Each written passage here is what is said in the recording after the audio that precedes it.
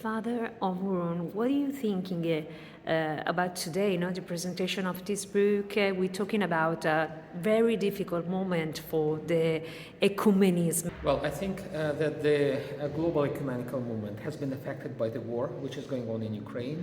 As much as the churches are in crisis, like the Russian Orthodox Church in Russia and the Ukrainian churches are in crisis, so the global ecumenical movement is. And I think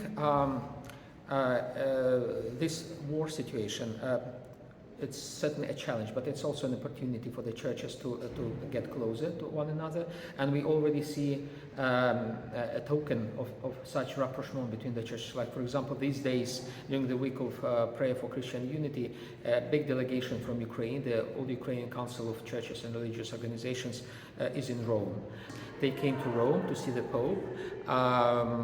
They will discuss the war, and we know the standpoint of Pope Francis regarding the war in Ukraine. Well, I would say that the Ukrainian people is increasingly appreciating what the Pope is saying about the war, and I think it will be in the discussion between the representatives of the Ukrainian churches and the Pope. It will be also an opportunity to pray together for peace. And I think nowadays Christian unity demonstrates itself in the prayers for peace in Ukraine to stop the war.